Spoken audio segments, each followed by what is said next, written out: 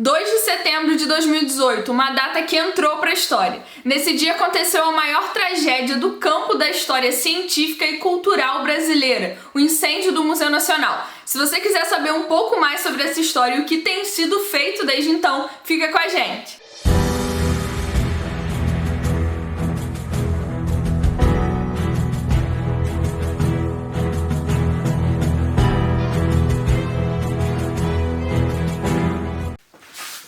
Oi gente, meu nome é Ana Beatriz, eu sou historiadora e esse é o canal Cool História. Nesse vídeo a gente vai falar sobre um marco de uma perda irreparável para a história do Brasil, mas também para a história da humanidade, que foi o episódio do incêndio do Museu Nacional, que aconteceu em 2018. O incêndio de grandes proporções está destruindo nesse momento o Museu Nacional no Rio de Janeiro, a mais antiga instituição científica do país. E o mundo lamenta a perda de um acervo de valor incalculável. No último dia 2 de setembro, completou-se 3 anos desse dia mega triste que ficou marcado pela maior tragédia da história científica e cultural brasileira, com a perda de materiais importantíssimos para a nossa história. Ao longo desse vídeo a gente vai falar um pouco do que se perdeu, mas também do que tem sido feito desde então, dos materiais que foram resgatados na chamada arqueologia do resgate. Mas antes a gente precisa falar sobre a história do Museu Nacional. O museu foi fundado no dia 6 de junho de 1818 por Dom João VI no intuito de promover o progresso cultural e econômico do país. Inicialmente ele estava instalado no Campo de Santana e só depois, em 1892, que ele é transferido para o Palácio de São Cristóvão, que fica no interior do Parque da Quinta da Boa Vista, na cidade do Rio de Janeiro. É interessante falar que esse palácio serviu como residência à família real portuguesa e à família imperial brasileira entre 1808 e 1889. O prédio do Museu Nacional foi tombado em 1938 pelo IPHAN e no ano em que aconteceu o incêndio, a instituição tinha acabado de completar 200 anos de existência.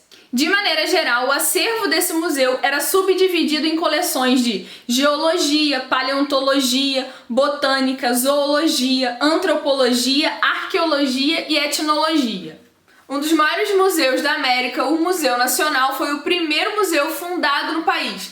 Se você não teve a oportunidade de conhecer ou se quer relembrar um pouco de como era o Museu Nacional antes do incêndio de 2018, você pode fazer um tour virtual através da plataforma do Google e conhecer um pouco dos acervos e dos materiais que estavam em exibição, no mesmo esquema do que a gente já fez em um outro vídeo aqui do canal, que eu vou deixar linkado nos cards, mas eu vou deixar também o link dessa visita virtual aí na descrição do vídeo.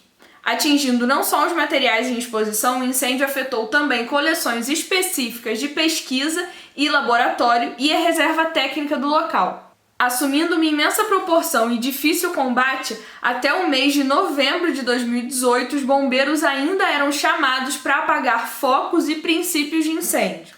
E você lembra onde estava ou o que você estava fazendo quando descobriu do incêndio do Museu Nacional?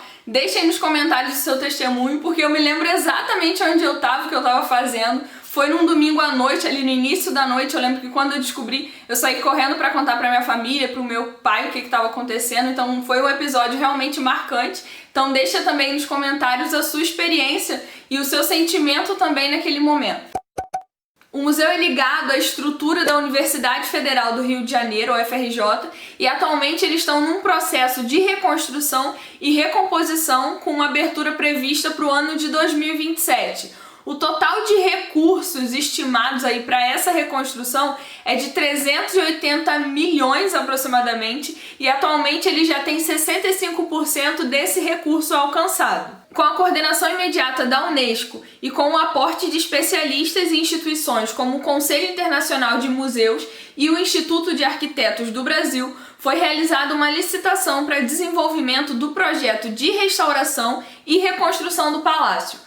Com o consórcio a cargo da HIF Arquitetos e Atelier de Arquitetura e Desenho Urbano, o arquiteto Pablo Henriot reafirma o comprometimento e entusiasmo em contribuir para a recuperação de um equipamento tão importante para o país, restaurando não apenas o Paço de São Cristóvão, mas também o conjunto de espaços livres que o circundam, ampliando a integração do museu com a Quinta da Boa Vista.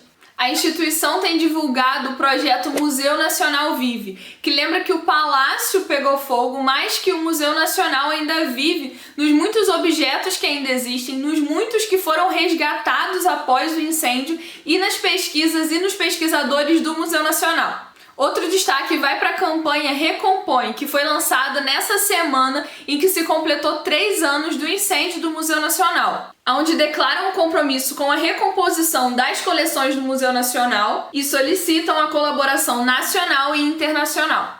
E antes da gente continuar, eu queria te convidar a curtir esse vídeo e também, se você não for inscrito aqui no canal ainda, eu queria te convidar a clicar nesse botão vermelho embaixo e se inscrever. E seja bem-vindo, porque aqui é um canal de divulgação científica nas áreas de pré-história e história antiga. E eu tenho certeza que você vai gostar de acompanhar o nosso conteúdo, porque a história antiga tem muita história para contar. Passando por um subfinanciamento crônico, o museu já enfrentava outras calamidades ao longo dos anos, como por exemplo a inundação que encharcou as múmias no ano de 1995, ou mesmo se lembrarmos do fato de que no dia do incêndio os hidrantes que ficavam na frente do museu não tinham água. A tristeza é que já havia reforma marcada ao sistema de combate a incêndio para o final de 2018 com o financiamento do BNDES, mas infelizmente o incêndio acaba acontecendo antes da concretização desse projeto. O diretor do Museu Nacional, o Dr. Alexander Kellner, considera que a maior perda tenha sido a do material etnográfico dos povos indígenas brasileiros. Uma coleção de artefatos que era composta por mais de 40 mil peças, dentre elas áudios, vídeos e registros escritos de povos e suas línguas, muitos deles já extintos. Este ano foi lançado o livro 500 Dias de Resgate, Memória, Coragem e Imagem, um relato dos trabalhos desempenhados pós-incêndio, com uma linha cronológica de acontecimentos importantes e diversos testemunhos e imagens de resgate das coleções. O link dele eu vou deixar também na descrição do vídeo, vale conferir. Especificamente na área de história antiga, as maiores perdas se configuram em artefatos da pré-história brasileira e americana e nas famosas múmias egípcias, a exemplo da múmia Shah-Amun-Ensu, uma sacerdotisa egípcia que datava de 750 a.C. Vale destacar que a coleção egípcia, que era considerada a maior da América Latina, começou a ser adquirida pelo imperador Dom Pedro I. Já a coleção de arte e artefatos greco-romanos e etruscos foram obtidos pela imperatriz Teresa Cristina, peças relacionadas principalmente às escavações realizadas em Herculano e Pompeia. O fogo intenso levou a modificações e significativas alterações físicas e na composição química de exemplares arqueológicos e fósseis.